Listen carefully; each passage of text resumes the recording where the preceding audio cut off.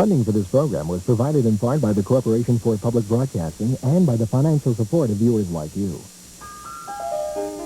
Reach for the speed, reach for the wisdom, go where the rail may run. Reach for the words, reach for the story, follow the rainbow sun. To a shining time station, where dreams can come true, waiting there for you.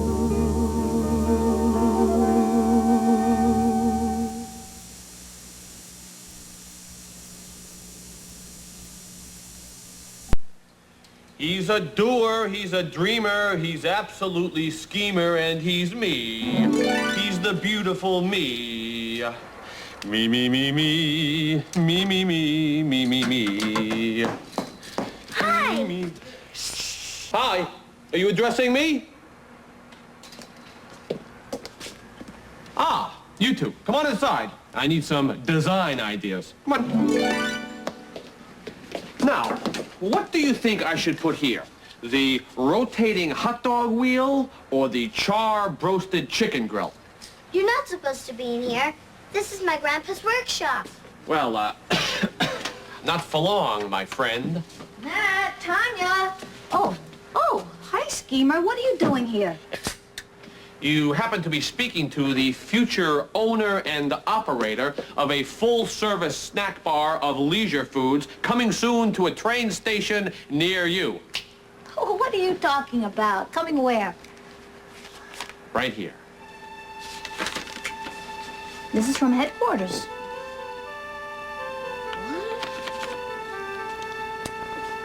Does this mean that the railroad is letting you open a snack bar here in Harry's workshop? Well, they're thinking about it. If they like my report, though, boom, snack bar time.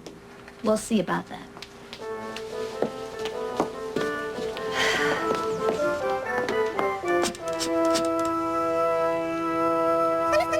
Hello, this is Stacy Jones at Shining Time Station. Yes, may I please speak to Mr. J.B. King, Esquire? Good for you, Stacy. Tell them Harry's workshop stays just as it is. Hello, Mr. King? No, I do not think it's a dandy idea. No, Shining Time Station does not need a snack bar. Oh, I know other stations have them, but business is fine. And besides, other stations don't have Harry Cupper. He is the heart and soul of this place. Yes, and we need him, and he needs his workshop. That's all I have to say for now. Thank you. Goodbye. Wow, Stacy, that was your boss? Didn't get fired or something? Well, I don't care. Because sometimes you just have to stand up for what you believe in. Like standing up for Grandpa's workshop? Exactly, Tanya. Oh, Mr. Conductor. You look like you're all dressed up to go butterfly hunting. I am. Of course, a butterfly to me is about the size of an eagle to you. So after I catch one, we just play a few games of cards, and then I let it go. Is something the matter? Well, I wonder if I should call Mr. King back and explain myself better. I should say not. Let him think about it. You don't want to explain yourself too well, you know. Why not? Because if people know exactly what you mean, then it's easy for them to disagree with you. But if they aren't sure what you mean, then they can never be quite sure whether they disagree or not. You know, it reminds me of when my friend Duck first arrived on the island of Sodor. Do-do-do-do.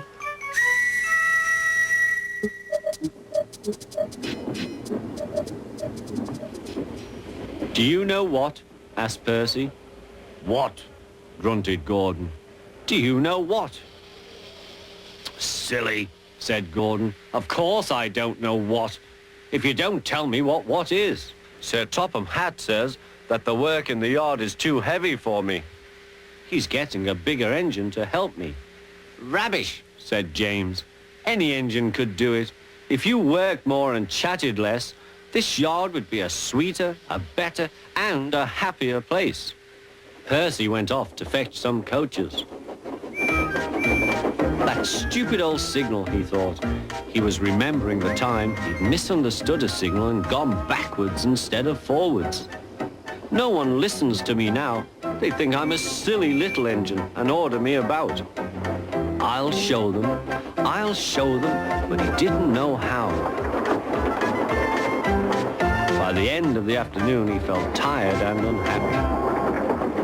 He brought some coaches to the station. "Hello, Percy," said Sir Topham Hatt. "You look tired." "Yes, sir, I am, sir. I don't know if I'm standing on my dome or my wheels." "You look the right way up to me," laughed Sir Topham Hatt. "Cheer up. The new engine is bigger than you and can probably do the work alone. Would you like to help build my new harbour? Thomas and Toby will help." "Oh, yes, sir. Thank you, sir." The new engine arrived.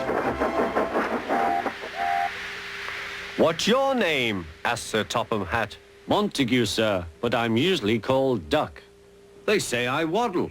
"I don't really, sir, but I like Duck better than Montague." "Good. Duck it shall be."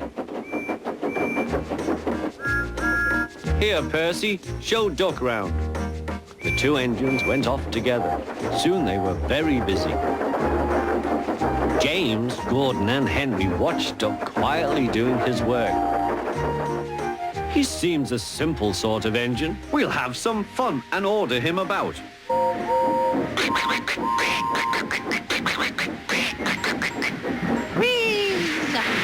Smoke billowed everywhere.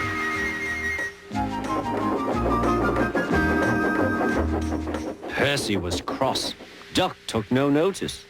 "They'll get tired of it soon." "Do they tell you to do things, Percy?" "Yes, they do," answered Percy. "Right," said Duck. "We'll soon stop that nonsense." He whispered something.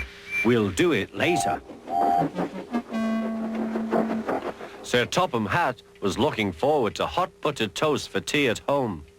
Suddenly he heard an extraordinary noise. Whee!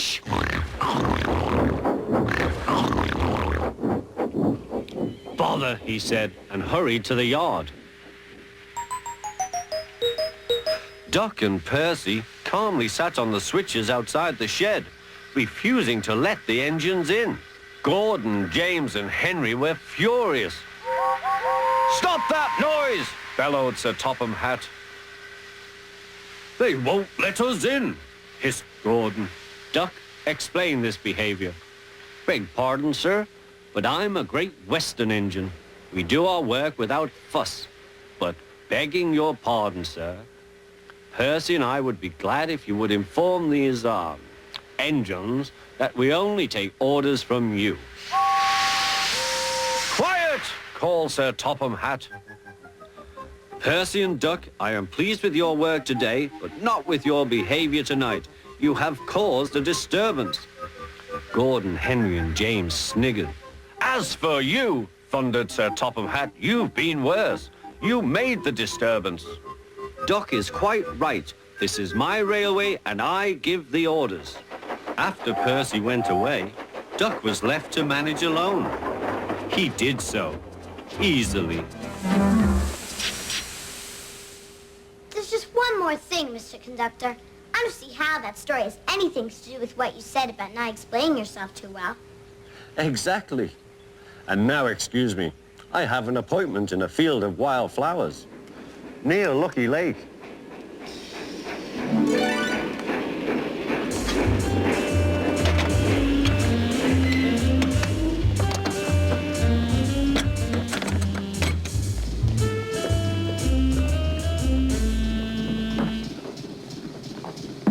Afternoon.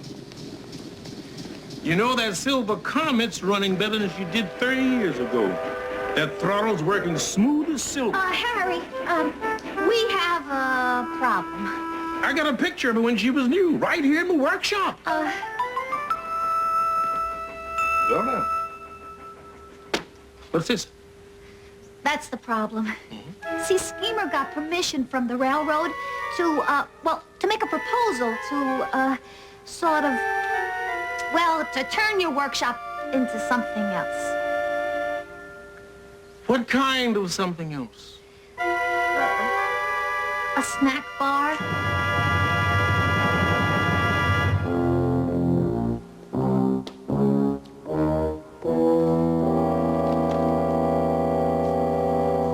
Sometimes my ears play tricks on me. Did Stacy say snack bar? A quality snack bar, Harry. You can count on it.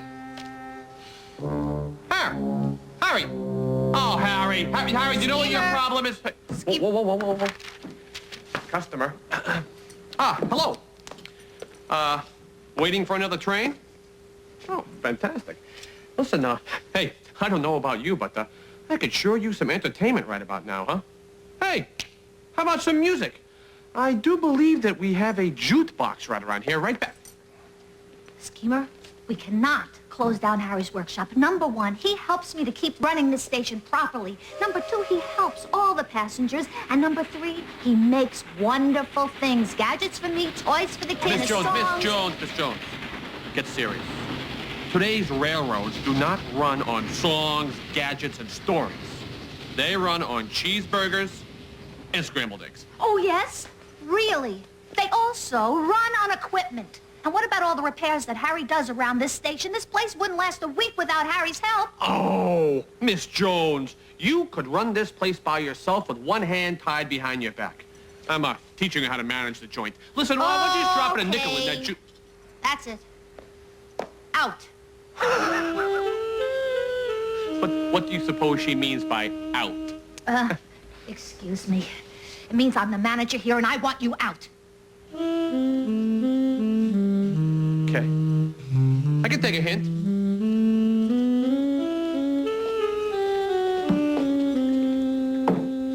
Miss Jones, is it my fault that human beings need food to survive?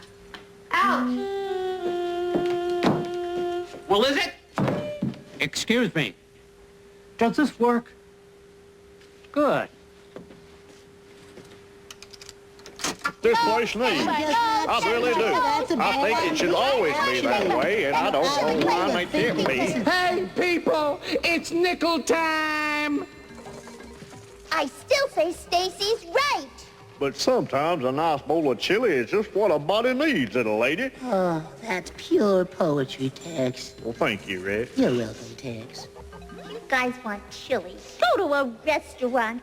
No snack bar. I want Harry to keep his workshop. I still think a wagon. I don't even They're waiting for us to play. A 1, a 2, a 3.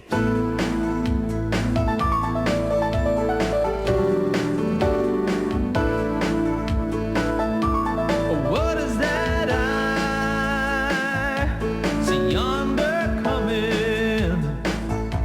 Oh, what is that I see yonder coming, coming? Oh, what is that I see yonder coming, coming? Get on board, get on board. It's that Union train a-coming. It's that Union train a-coming. It's that Union train that's a-coming, coming. Get on board, get on board.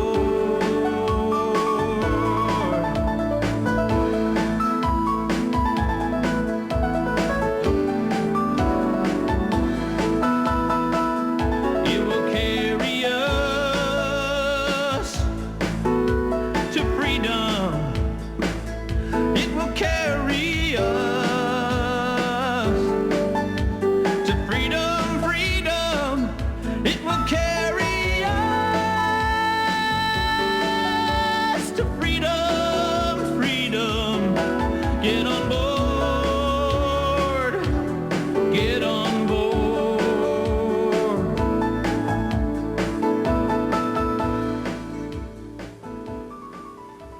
And Stacy, why is Schemer doing this? I know. He's a bully. Oh, I don't think so, Tanya. I know I got angry with him before, but Schemer's not really a bully. A bully is someone who pushes around people who are weaker than he is. Well, he does so many silly things. Schemer's problem is that he doesn't really know how to get along and work with other people. So he doesn't mean to be a bully. That's right. He doesn't mean to be a bully. Here, I think he'd like to be our friend. What goes around always comes around. Huh? Sounds like a riddle. Not really. Take a look in the picture machine.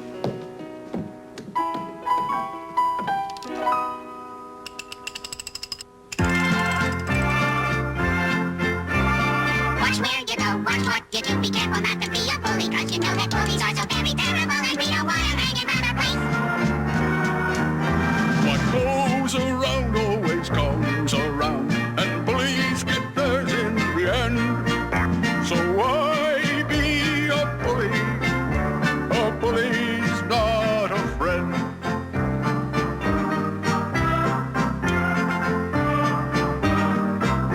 You see someone little and you pick a fight.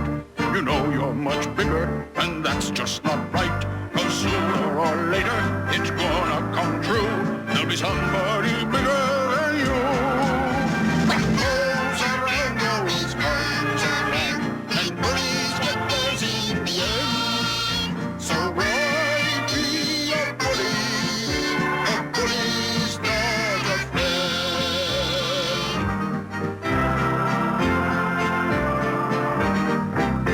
You spot something nice that you want for your own. It's somebody else's, but he's small and alone. You feel big, so you take it, but it's sure that someday, some bigger will take it away. What goes around always comes around, and bullies get theirs in the end. So why be a bully? A bully's not a friend. Bullies are losers at heart. If you can't finish something, don't start. You're a big little fish chasing minnows all day, always biting to frighten and scare them away. Then along comes a whale, and what are you to do? 'Cause he's sure lots more scary than you. What goes around always comes around, and bullies get theirs in the end. So why be a bully? A bully's not a friend. Why be a bully? A bully's not a friend.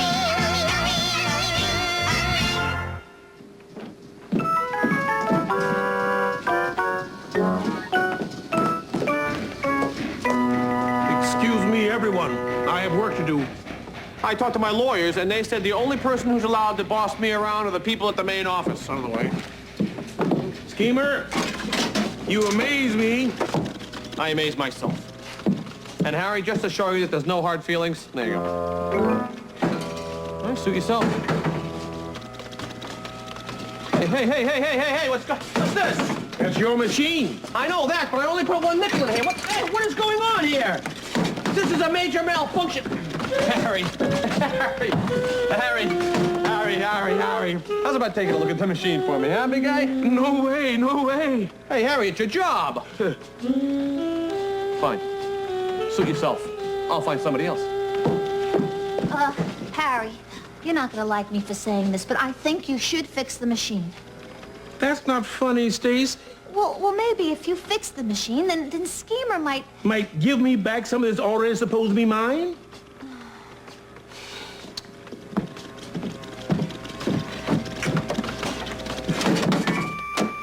There. It's fixed. Oh, Harry, please don't be insulted. It's just that I'm trying to figure out a way to everybody... Grandpa's upset, Mr. Conductor.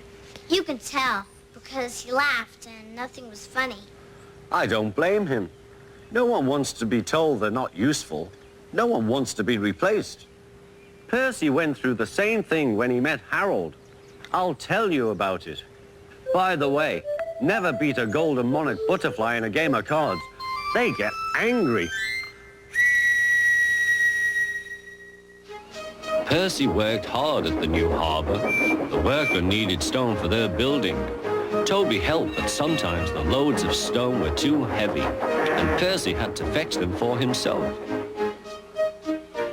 Sometimes he'd see Thomas. Well done, Percy. Sir Topham Hatt is very pleased with us. An airfield was close by. Percy heard the aeroplane zooming overhead all day. The noisiest of all was a helicopter.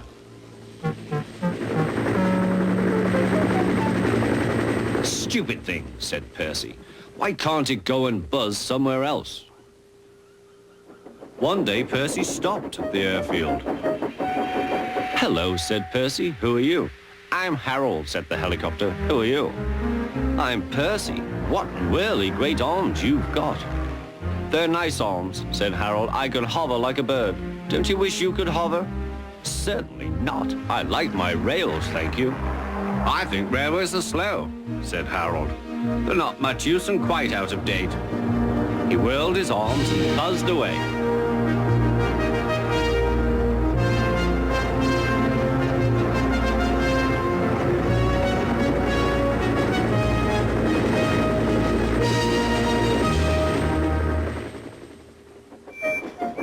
Percy found Toby at the quarry. I say, Toby, that Harold, that stuck-up whirlybird thing, says I'm slow and out of date. Just let him wait. I'll show him. He collected his freight cars and started off, still fuming.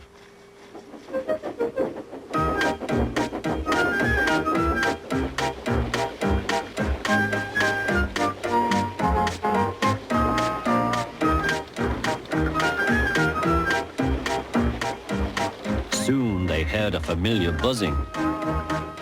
Percy, whispered his driver. There's Harold. He's not far ahead. Let's race him. Yes, let's, said Percy. Percy pounded along. The cars screamed and swayed. Well, I'll be a ding-dong-dang, said the driver. There was Harold. The race was on. Go it, Percy, he yelled. You're gaining. Percy had never been allowed to run fast before. He was having the time of his life. Hurry, hurry, hurry, he panted to the cars. We don't want to, they grumbled. It was no use. Percy was bucketing along with flying wheels, and Harold was high and alongside.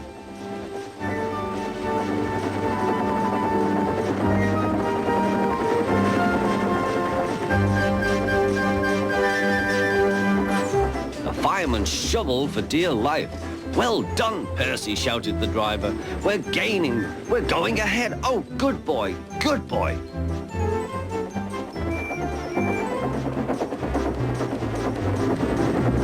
A distant signal warned them that the harbour wharf was near. Peep, peep, peep! Brakes, conductor, please! The driver carefully checked the train's headlong speed.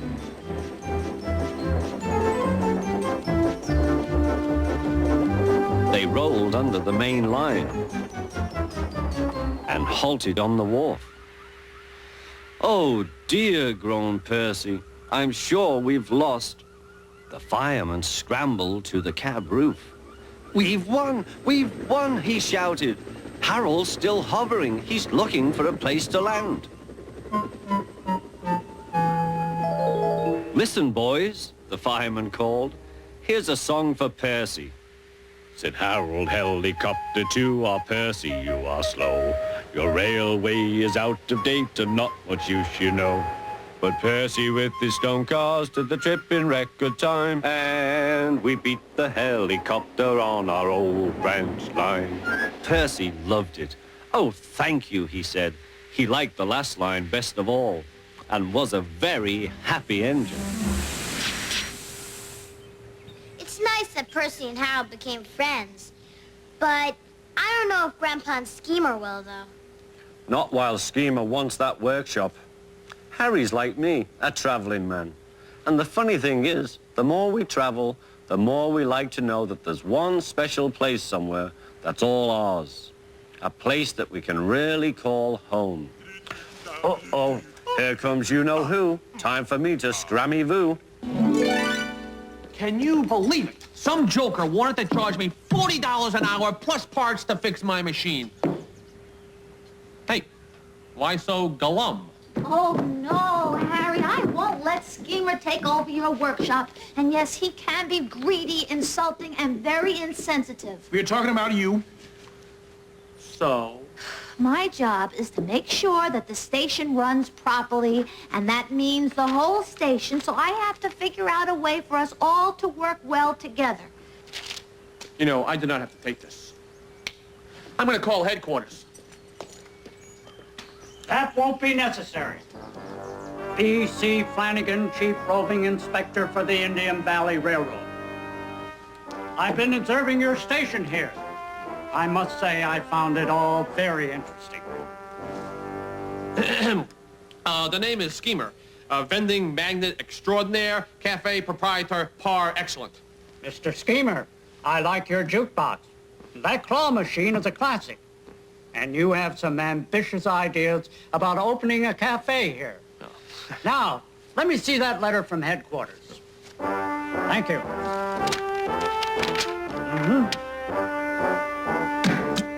Null and void. Oh. What? That letter is hereby rescinded. That means it's no longer any good. And you're Mr. Cupper. Yes. In my opinion, Mr. Cupper, the Indian Valley Railroad is lucky to have a man like you on its payroll. Our apologies. Your workshop is yours for as long as you want it. Thank you. That's all I wanted to hear. As for you, Mr. Schemer, like I said, you have a lot of ambitious ideas, and that's fine. But you need a bit more modesty and a lot more sense. Get over here, Schemer. Why? What? Well, how do you expect me to fix your machine if my tools are locked up behind this door? Oh, hey, yeah, hey. You know, Harry, I think that I learned a little something from this misunderstanding that we had. I really don't think that we need a snack bar around here. What we need is a guy who can fix arcade machines. Yeah, and I mean that. Thank you, Mr. Flanagan. I don't know what we would have done without Harry and his workshop. You can thank yourself, Miss Jones. The things you've been saying make a lot of sense. It's good you held your ground and stood up for what you believe in.